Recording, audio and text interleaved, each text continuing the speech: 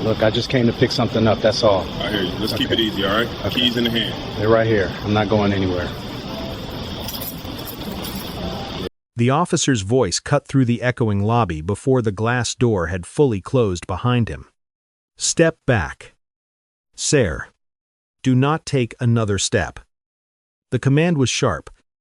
Practice the kind of tone designed to seize control instantly. The words bounced off concrete walls and polished tile, filling the nearly empty space with authority. The man froze mid-motion. One hand still held a small ring of keys. The other rested against the doorframe he had just unlocked. It was 6:42 p.m. Early evening in a mixed-use federal building downtown. Outside, traffic rolled past in a steady hum, a bus hissing as it stopped at the corner. Inside, fluorescent lights buzzed softly, and the faint smell of cleaning solution and old paper hung in the air. Security cameras blinked red in the corners, quietly recording everything. The man turned slowly. He was black, mid-40s, dressed simply in a dark coat and pressed slacks, the kind of clothing that never draws attention unless someone is already looking for a reason. His expression didn't change. "Is there a problem?" "Officer," he asked. His voice was calm, not defiant, not nervous. Calm in the way that comes from habit, not fear. The officer stepped closer, boots echoing across the tile. One hand hovered near his duty belt. "I need to know what you're doing in this building." The man glanced back at the door, then down at the keys still dangling between his fingers.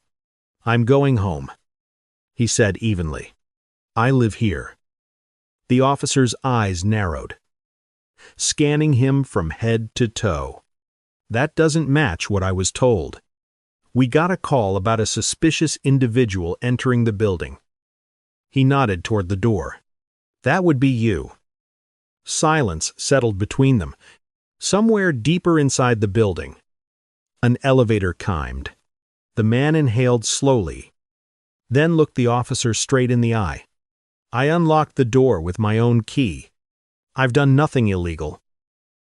He paused just long enough for the question to land with weight. "Am I being detained?" he asked. "Or am I free to go?" In that moment, neither of them realized how irreversible the next 2 minutes would be. The question didn't sit well with the officer. His jaw tightened slightly, the way it does when control feels challenged. "Don't get smart with me," he said. "I asked you a question." The man didn't raise his voice. He didn't step back. He didn't move at all. "I answered it," he replied calmly. "I live here."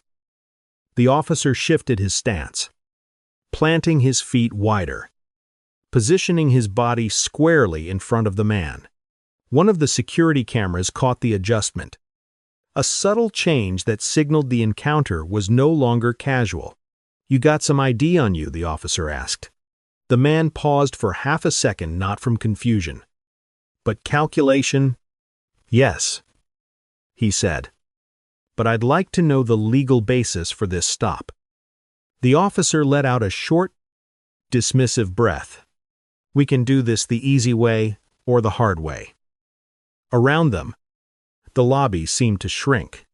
Every sound grew louder, the low hum of the lights, the faint mechanical click of a camera refocusing, the distant rumble of traffic outside the glass doors. The man nodded once. Slowly, "I'm reaching for my wallet," he said, narrating his movement without being asked. He slid his hand into his coat deliberately, carefully, as if aware that speed itself could be misinterpreted. The leather creased softly as the wallet opened. Neither of them spoke. The officer watched closely, eyes tracking every inch of movement, every shift of the man's shoulders. To him, the calm was unsettling. In his experience, people who stayed this composed under pressure were either trained or hiding something. The man held the wallet open but didn't extend it. "I want to be clear," he said evenly. "I'm complying under protest. I do not consent to any unlawful detention." The words weren't loud. They weren't threatening. They were precise. The officer scoffed, reaching out and taking the identification anyway. "Yeah, we'll see about that." He studied the card longer than necessary, then looked back up at the man's face, searching for something: nervousness, anger, submission. He found none. What he didn't realize was that this moment wasn't drifting toward resolution. It was drifting toward escalation. And once it crossed that line, there would be no quiet way back. The officer looked back down at the identification, then up again, his eyes narrowing, as if repetition might reveal a crack that wasn't there. The name meant nothing to him. The address registered, but only briefly. Details, he had been taught, could mislead. "You say you live here," he said, tapping the card once with his thumb. "That doesn't mean you belong here." The man didn't react. "The address on the ID matches the building," he replied. "And you watched me unlock the door." "That doesn't answer my question," the officer said. "What are you doing in this building after hours?" The man exhaled slowly. "Measured. Living my life," he said. "Which is not a crime." The officer's posture stiffened. To him, this wasn't just conversation anymore. This was resistance disguised as politeness. People who complied didn't talk like this. People who complied didn't ask questions. "You're being evasive," the officer said.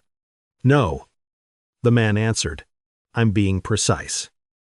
That word landed harder than either of them expected. The officer took a step closer, closing the space between them until the man could smell the faint scent of leather and metal from the duty belt. "You need to understand something," he said quietly. "When I'm conducting an investigation, you don't get to dictate how it goes." The man met his gaze without flinching.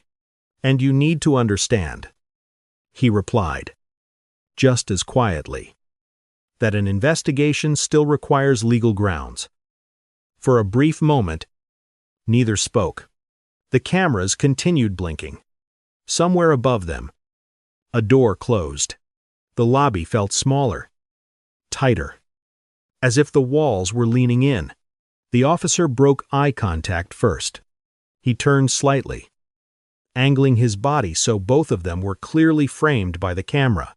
"I'm going to verify your information," he said. "Until then, you're not going anywhere." The man nodded once, almost imperceptibly. "So, to be clear," he said, "I am being detained." The officer hesitated just long enough for the hesitation itself to matter. "Yes," he said, "for investigation." The man absorbed the word, storing it away. "On what specific grounds?" he asked. The officer's patience snapped. "Suspicious activity," he said.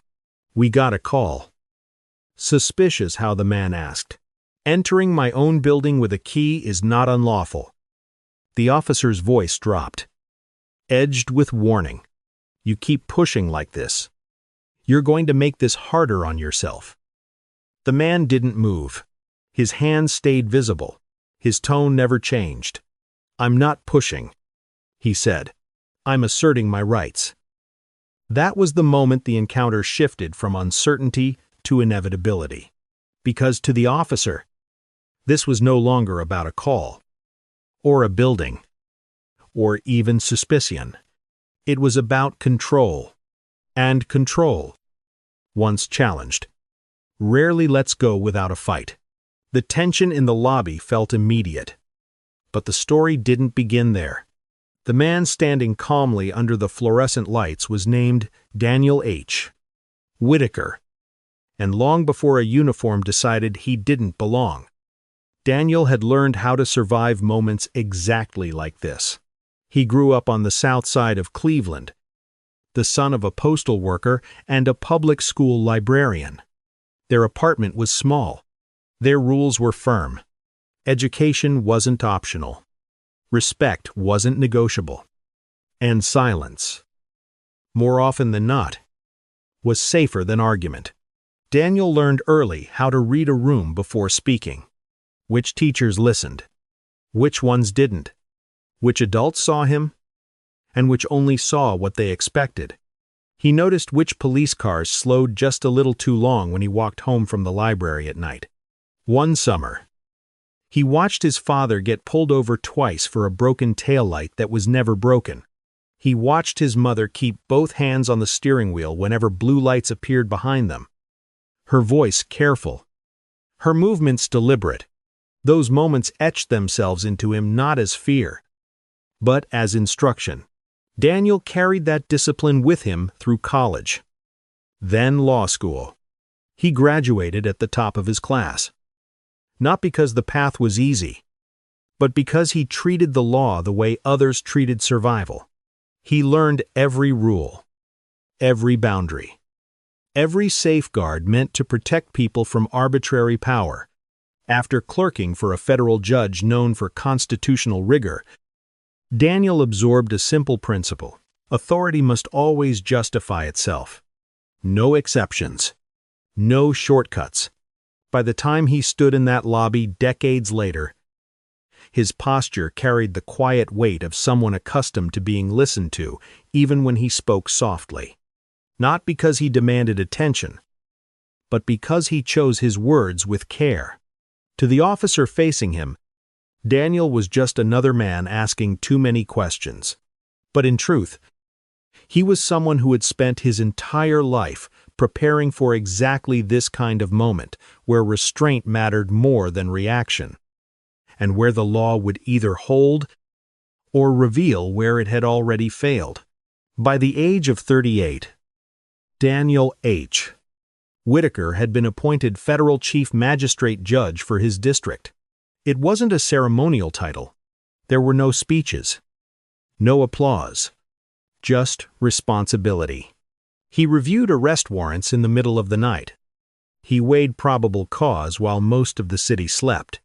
He rejected sloppy affidavits without hesitation and approved lawful searches when the standard was met. His signature decided who would be taken from their home in handcuffs and who would remain free. Colleagues knew him for a single phrase he repeated often from the bench: authority does not excuse ignorance of the Constitution. Officers remembered it. Prosecutors warned new hires about it. Some resented him quietly. Others respected him deeply. Daniel didn't concern himself with either. He cared about process, about precision, about the idea that power, left unchecked, always drifts toward abuse. The building he was entering that evening wasn't symbolic to him. It wasn't a courthouse or a place of influence. It was simply home. A quiet apartment close to work. No security detail. No reserved parking. He preferred it that way. Normalcy was a choice. The officer confronting him came from a very different story. Officer Mark Reynolds was 34 years old. 9 years on the force. Solid evaluations. No major commendations. No serious discipline. The kind of officer supervisors described as reliable, dependable. By the book, at least on paper, he answered calls quickly. He followed procedure. He didn't hesitate. Reynolds grew up in a small town where nearly everyone looked like him. His father was a corrections officer. Dinner table conversations often centered on inmates who lied, suspects who resisted, situations that turned dangerous without warning. The lesson was always the same: control first, questions later. At the academy, Reynolds learned policy, but on the street, he absorbed culture. Veteran officers taught him which neighborhoods required extra caution, which people talked too much, which ones tested authority. None of it was written down. All of it was treated as survival knowledge. He told himself he treated everyone the same. He believed it. Belief made it easier. So when dispatch reported a suspicious individual unknown male entering a federal building after hours, Reynolds didn't hear ambiguity. He heard potential threat, and when he saw a black man unlocking the door, calm and confident, something in him decided the situation before the facts ever could. What Reynolds didn't know, what he never considered asking, was that the man standing in front of him had signed warrants that governed his own department. Two lives, shaped by two systems, now stood face to face. One built on restraint, the other on unquestioned control. And under the bright lights of an empty lobby, those systems about to collide. The call from dispatch had been brief. Suspicious individual entering the building. Caller does not recognize him. That was all. To Officer Reynolds, the word unknown translated instantly into potential threat. He had responded to dozens of calls like this. Most ended with nothing. A few ended with arrests. Either way, the report always read the same subject questioned. No crime found. Cleared. It never felt wrong. Someone called. He checked. That was the job. What Reynolds never examined was how those calls were framed. How often suspicious really meant unfamiliar. And how often unfamiliar meant black. Standing in the lobby now, Reynolds watched the man in front of him with narrowed focus. Calm posture. Controlled voice. Legal language. To him, those weren't signs of confidence, they were signs of challenge. In his experience, people who asked questions were testing limits. People who stood their ground were trying to take control. He glanced again at the identification. The address matched. The key had worked. But caution, he told himself, mattered more than comfort. Details could be staged. Appearances could deceive. You got anything else that proves you belong here? Reynolds asked. The man gestured lightly toward the door. The key you watched me use. My lease is on file with building management. We can call them if you'd like. Reynolds shook his head. Not yet. He took a step back, angling his body so the security camera had a clear view of both of them. It was subtle. Almost unconscious, but it mattered. This was no longer about verification. This was about posture. I'm going to need you to stay right here while I verify your information, Reynolds said. The man didn't argue. He didn't move. So, to be clear, he asked, I am not free to leave. Reynolds hesitated just long enough for the pause to register, then answered, No. You're being detained for investigation. The words settled into the space between them, heavier than before. On what specific grounds, the man asked calmly. Reynolds felt heat rise in his neck. Suspicious activity. We received a call. Suspicious how the man replied. Entering my own building with a key is not illegal. Reynolds turned his head slightly, scanning the empty lobby, the cameras, the glass doors, the calm refusal to shrink, the precise questions, the quiet certainty. It all felt like pressure. His voice dropped, edged with warning. You keep pushing like this. You're going to make this harder on yourself. The man's hands remained visible, his posture unchanged. I'm not pushing, he said. I'm asking you to articulate the law. In that moment, law had already begun to fade from the officer's thinking. What remained was instinct.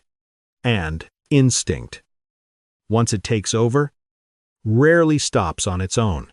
The elevator doors slid open behind them with a soft chime. A woman in business attire stepped out, then stopped short. Her eyes moved from the officer's hand near his belt, to the man standing still with his hands visible, then to the tension hanging thick in the air. She didn't say anything at first. She simply reached into her purse and pulled out her phone. Across the lobby, the glass doors opened again. Another man entered, slowed his pace, and leaned casually against a column as if checking messages. But his phone tilted just enough to capture the scene unfolding in front of him. The lobby was no longer empty. Officer Reynolds felt it immediately. The subtle awareness that this was now being seen, recorded, remembered. "Am I being detained?" the man asked again. His tone unchanged.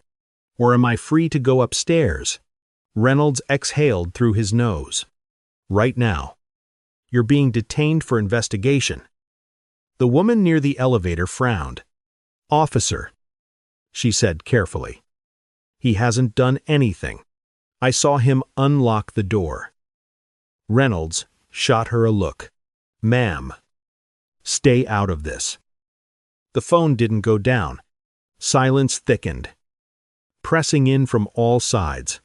The hum of the lights, the faint click of a camera adjusting focus. Outside, traffic rolled on. Indifferent. The man in front of Reynolds stood perfectly still, calm, measured, unmoving. He understood the shift that had just occurred. This was no longer about confirming information. This was about authority, about whether it could hold under observation. Reynolds felt it too. The questions, the witnesses, the cameras, the growing sense that stepping back now would look like weakness. In his mind, retreat was no longer an option. "Look," Reynolds said, lowering his voice. "You're making a scene." "I'm standing still," the man replied. "You're the only one escalating this." The words weren't loud. They didn't need to be. Reynolds's jaw tightened. His eyes flicked briefly toward the phones, then back to the man's face.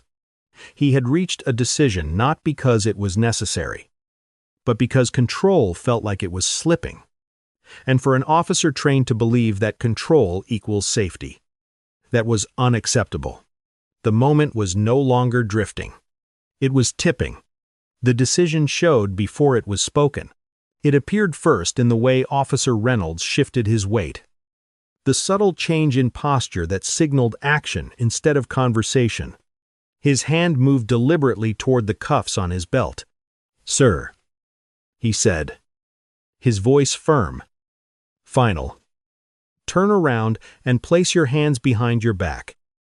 For a brief moment, no one moved. The fluorescent lights hummed overhead. The woman near the elevator inhaled sharply. Somewhere above them, a door closed with a soft, distant click. The man looked at the officer, then at the phones raised around the lobby, their lenses steady and unblinking. "On what basis?" he asked quietly. Reynolds didn't answer. He stepped forward, closing the distance. "You are being detained for failure to cooperate with a lawful investigation." A voice broke the silence. "This isn't right." The man exhaled slowly. Controlled, "I am not resisting," he said, turning his body inch by inch. "I am complying under protest." Time seemed to stretch. Every movement slowed, magnified. The metal cuffs came free with a soft click. Reynolds guided the man's arms back. His grip firm, almost too firm. Cold steel closed around the man's wrists. The sound echoed louder than it should have. Sharp, metallic, final. For just a split second, the man's jaw tightened. Then his face settled again, composed, refusing to offer the crowd any visible reaction. Phones rose higher. He didn't do anything. Someone said. Reynolds didn't look at the speaker. His focus narrowed. Training overriding doubt. Momentum carrying him forward. He guided the man toward the security desk. Each step measured and irreversible. In the dark glass of the building directory, the man caught his reflection, a black man in handcuffs, framed by a uniform. frozen in a moment that would soon exist far beyond this lobby. Outside, the patrol car waited, engine idling. Reynolds opened the back door. The man stepped inside without resistance. The door closed with a hollow thud. What had begun as a question simple, lawful, measured, had crossed into something else entirely. A line had been drawn, and it had just been crossed. The processing room was smaller than expected. Beige walls, a metal desk scarred with old scratches, a computer monitor humming softly in the corner. The air smelled faintly of disinfectant and stale coffee. The cuffs were removed, but the weight of them seemed to linger on the man's wrists, an imprint that wasn't physical. Officer Reynolds stood near the door, arms crossed, posture rigid. He avoided eye contact. A younger officer sat at the desk, fingers moving across the keyboard. "Name," he said, without looking up. "Daniel Harrison Whitaker." The man answered evenly. The typing stopped. Just for a beat. The younger officer frowned at the screen, then glanced up at the man's face, then back down again. His fingers resumed. Slower now, more deliberate. Lines of information populated the screen. His brow furrowed deeper with each passing second. Reynolds shifted his weight. "What is it?" he asked. The younger officer didn't respond. He leaned closer to the monitor, rereading what was in front of him as if expecting it to change. Then he stood up abruptly and walked toward the adjoining office without a word. The room fell quiet. Daniel waited, hands folded loosely in front of him. He had spent years in courtrooms recognizing this exact pause the moment before realization, before a mistake becomes undeniable. The door opened again. This time, a lieutenant entered, followed closely by the younger officer. The lieutenant's eyes went straight to Daniel, then to Reynolds, then back to Daniel. His expression shifted almost imperceptibly. "Judge Whitaker," the lieutenant said carefully. The word landed heavy in the room. Reynolds froze. "Judge." Daniel met the lieutenant's gaze for the first time since entering the station. "Yes." The lieutenant straightened instinctively. "Federal Chief Magistrate Judge. District Court." Color drained from Reynolds's face. His mouth opened slightly, then closed. The confidence that had carried him through the lobby evaporated, replaced by something raw and exposed. "I didn't know," Reynolds said quietly. He didn't say. Daniel's voice cut in, calm but precise.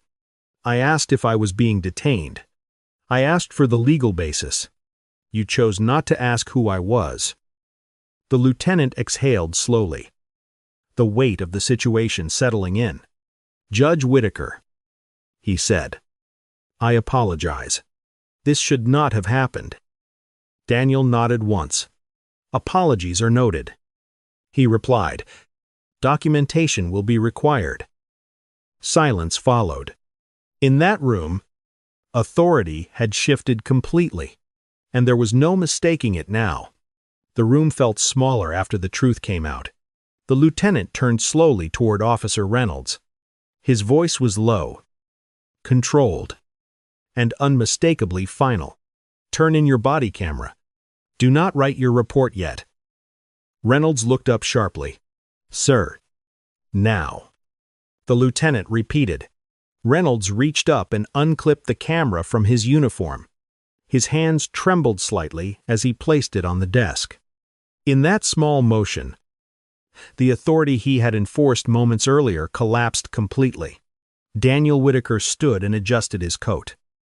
His movements precise, deliberate. There was no anger in his expression, no satisfaction. Just resolve. "I will be leaving," he said. "My counsel will be in contact with your department."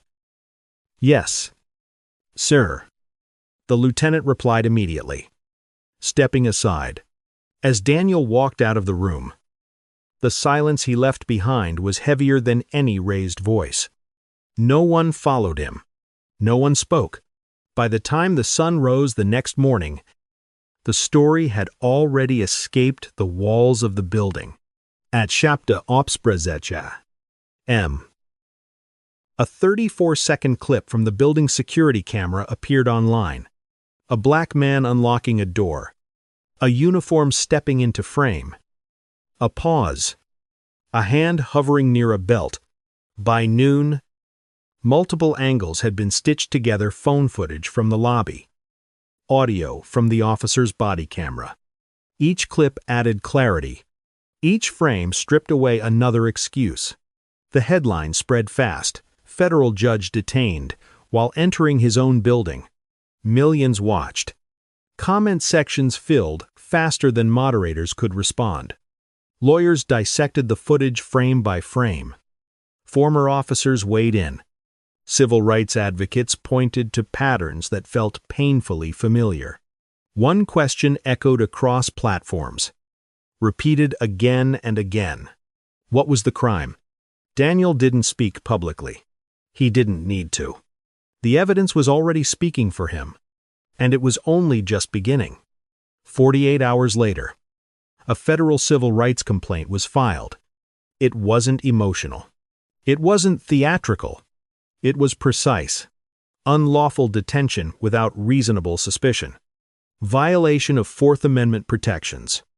Abuse of authority under color of law. Failure to intervene. Failure to supervise.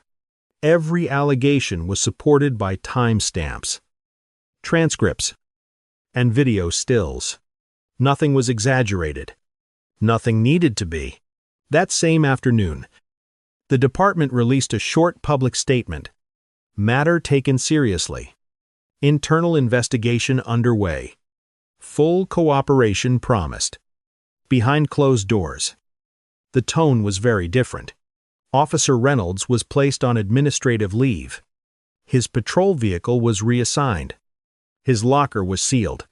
Supervisors began reviewing his past stops, not just this one, but all of them. Patterns emerged. Stops that escalated unnecessarily. Complaints dismissed as misunderstandings. Incidents that, on their own, looked minor. Together, they told a story that could no longer be ignored. The city attorney watched the footage once. Then again. This is indefensible, he said during an emergency meeting. There is no version of this where we win. Settlement discussions began quietly and ended quickly. The amount was substantial, large enough to make headlines. Large enough to signal consequence. Daniel accepted without negotiation. He directed the funds to legal aid organizations and constitutional training programs for public defenders. Money wasn't the point. Precedent was. 3 weeks later, Officer Reynolds was terminated. The letter cited violations of department policy, unlawful detention, and conduct unbecoming. His appeal lasted less than an hour. The footage was played. No further questions were asked. The department announced new protocols for suspicious person calls, mandatory bias training, explicit requirements for legal justification before detention. Press conferences followed. Promises were made. The system moved forward slowly, deliberately, because this time it had been forced to, and it had been forced by the law itself. Daniel Whitaker returned to the bench the following Monday. The courtroom rose as he entered. He acknowledged it with a brief nod. Nothing more. There were no remarks about the incident. No statements for the record. The docket moved forward. Warrants were reviewed. Arguments were heard. The law continued its slow, methodical work. But the video did not disappear. It was shown in police academies, in law schools, in community meetings, frame by frame, moment by moment. A quiet reminder of how quickly authority can slip into abuse and how firmly it can be pulled back when light is applied. What happened in that lobby was not a misunderstanding.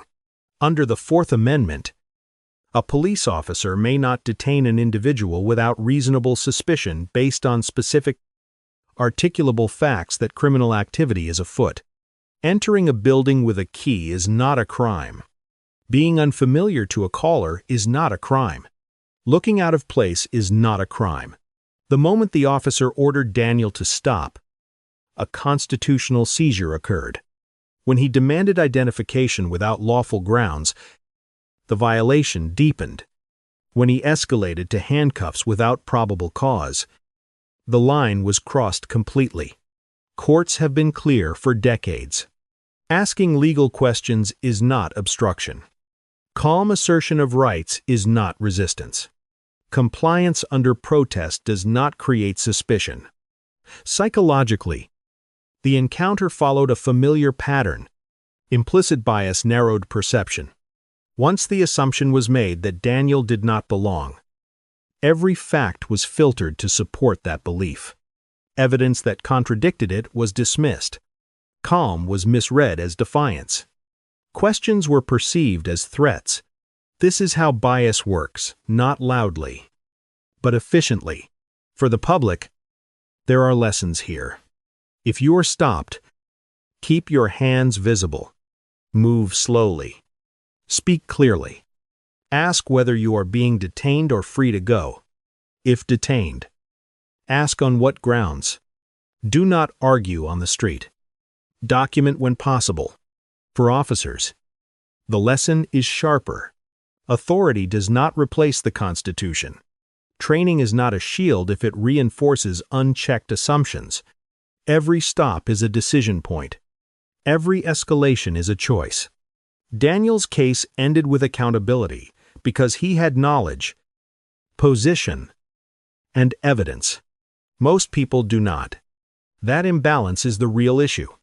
Justice should not depend on who you are once your rights are violated. It should depend on what the law requires. This story is not about a judge. It is about a moment when power met restraint and restraint won. The question is not whether this can happen again. It already does. The question is whether it will be seen, recorded, challenged, and corrected the next time when the person standing in that lobby has no title, no cameras, and no leverage at all. That answer matters more than any verdict.